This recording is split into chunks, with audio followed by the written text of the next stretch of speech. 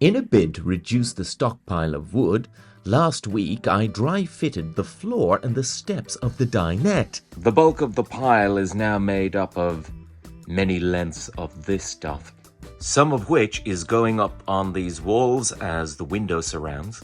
However, my macerator pump blew a fuse and the wiring is hidden behind this wall, so I need to take it all apart so I can access the wiring, hopefully for the last time.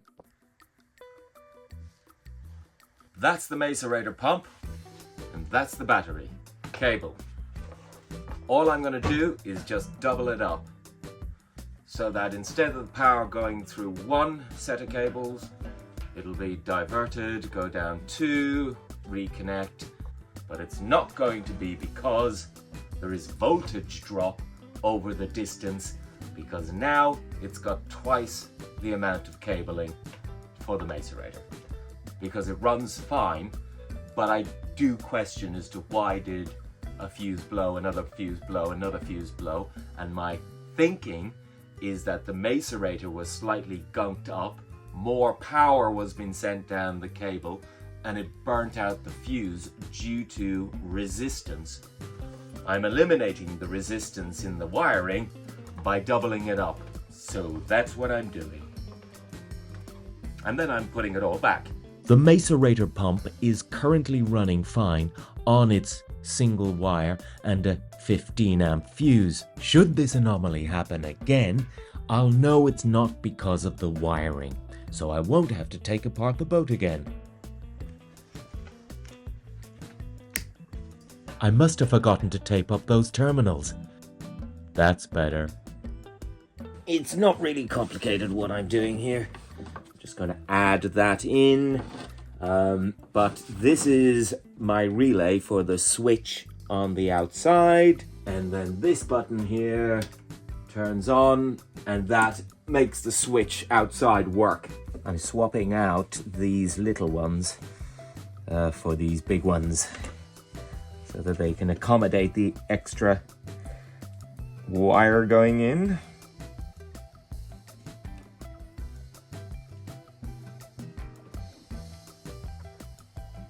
Two wires, one fuse. This is the fuse that was blowing out.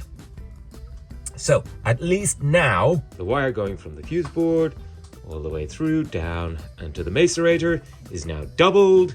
This means that in the future, if there is a problem with the macerator, the problem is with the macerator. If there's a problem with the fuse board, the problem is with the fuse board.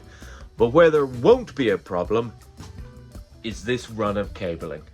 So now I can put these boards back up. This fuse board is a temporary fuse board and will be replaced in due course.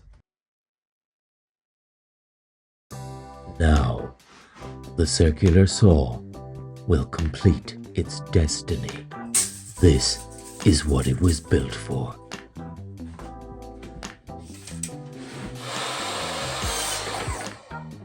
It can cut a perfect 45-degree angle. It's such a shame the window frames are not at 45-degree angles.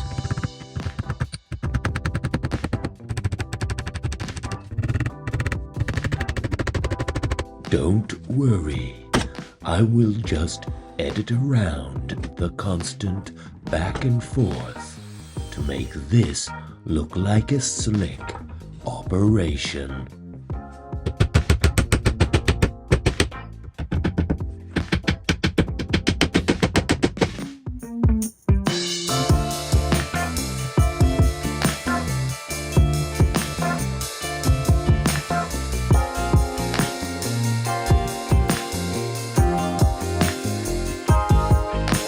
My big fat hammer can't drive the nails home. I'll have to make a new tool. Hopefully this will hold the head of the panel pin in place as I beat it in. It doesn't.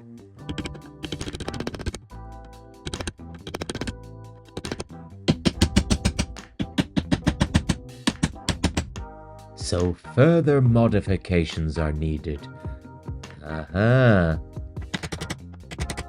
and this works much better.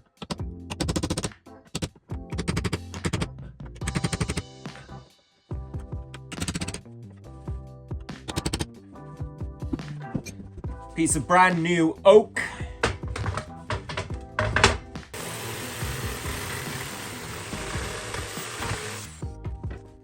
This will close off a section of the partition between the bathroom and the dinette. Now it's time for a curtain rail, and these are the same style that you'd find on an English narrowboat, similar to Georgia.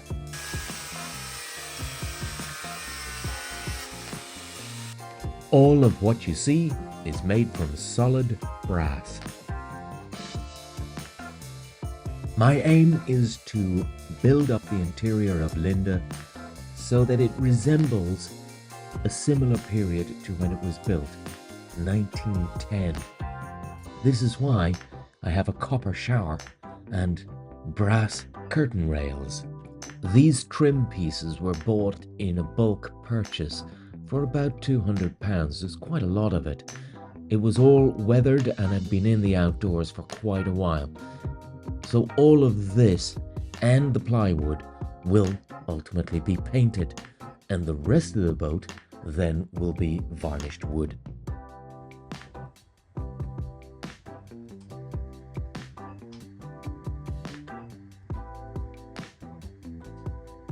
Well, look how smart I am. I've put some lovely curtain rails above the window.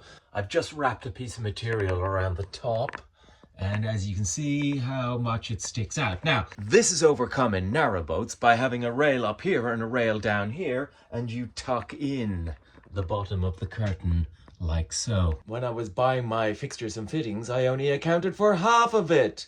I live on a narrowboat that has this up here and this down there. Why I never twigged that I might need it here too, who knows? I know. Anyway, it's not a problem. It's not a problem. The purpose of the operation is to use up the stuff that's on the boat.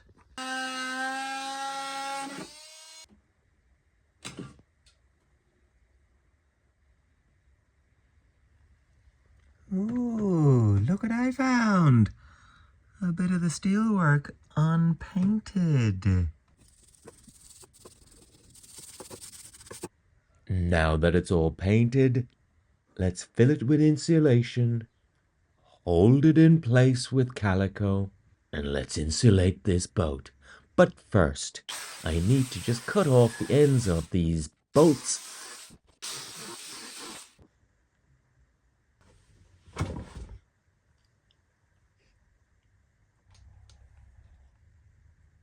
Let's build up the framing around the porthole.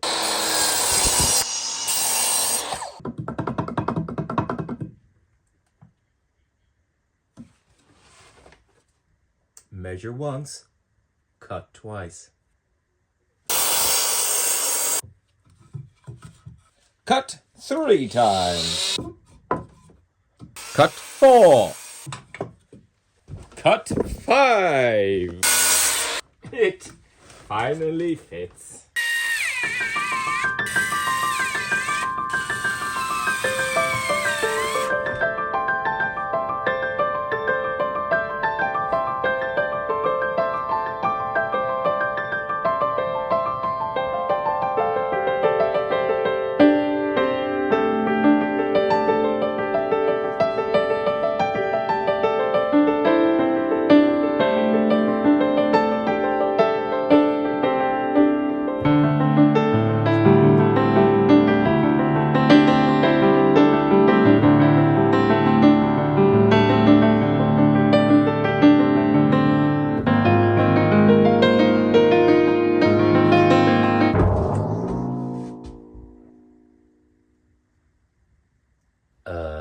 Let me explain.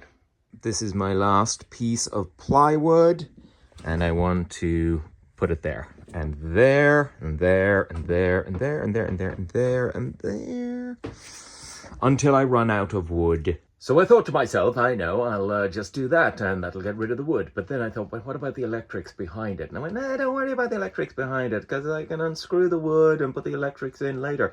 And then I thought, well, why don't I just do that now? And I went, well, it's too much work. So anyway, I decided I'll put in some wiring. Here's my wiring run. Boop. And it runs down here, and then all the wiring then goes along there and up to where it's needed. All the wiring is at that level. However, there's two things I need to do. A fan has to go here. So I need a wire from there dedicated, going up through and sticking out. I'll just have the cable sticking out. And the other thing is I need a light here again, put the cable there, and I need a light here. And the run will just run straight to there. And that will be 2 lights on a single fuse. The fan will be on a single fuse. Any wiring going down here, lighting needed there, plugs, anything in the, what will be where my bed is, and into the forecastle can go down this route. Still have a roll of wiring, so I might as well just do it, get it over and done with. It's so boring.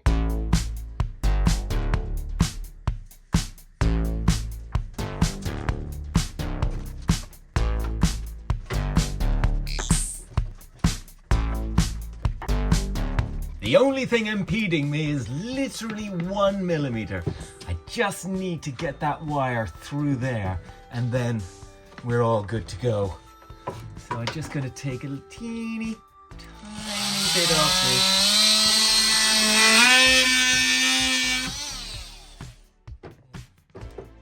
Looks good. Now here we go. Oh yeah, there we are, and we're in. Or as my father would say, now we're sucking diesel. I've got them labelled, because I'm smart. That out. That off. There's my run. Cable comes down there, nips in behind that, and I just need to drill a gap in here. I'm attempting to use an auger in one hand and a camera in the other. I sensibly change my mind and set up a tripod. And the Oscar for Best Cinematography goes to Canis Bannon. I'm just going to do another one.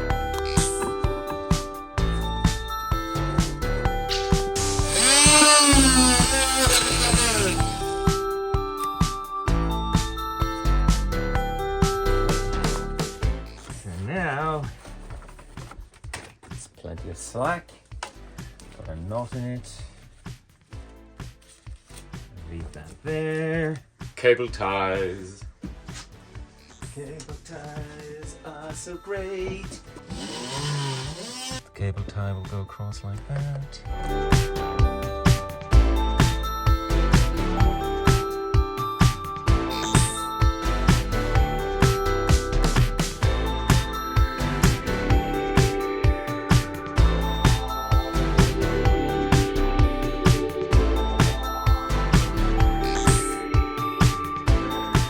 Going to leave a little loop there for a light and a switch, and that will be right over the oven. Okay, I fed it through, but I've made a right mess. And there's only one solution.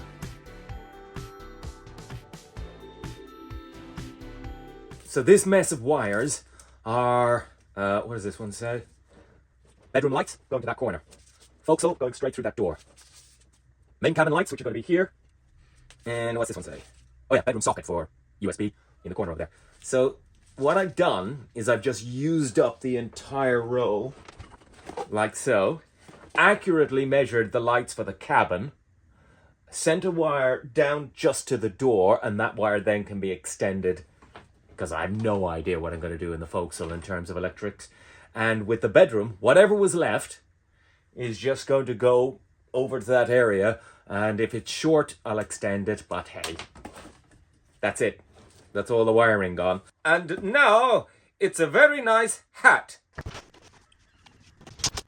As I mentioned earlier in the video, the insulation is kept in place by the calico, but the real reason for the calico is that I can just pull it all off and staple it back up again because I keep changing my mind.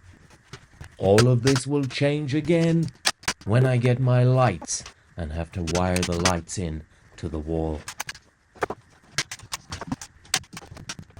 And that's 4 cables coming to an end wrapped up in a ball. If you feel a little bit overwhelmed by a job and want to put it off or delay it, just do what I do and edit all the hard work out of it.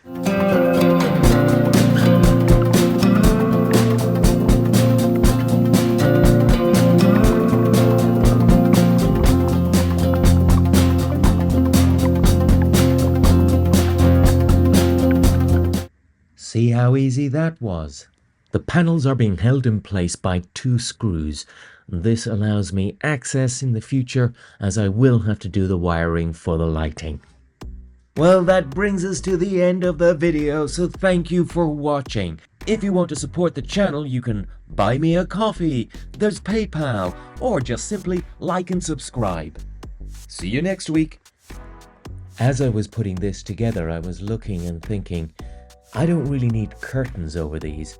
The walls are thick enough to allow me to make shutters to cut out the light. I know whose light I'd like to cut out.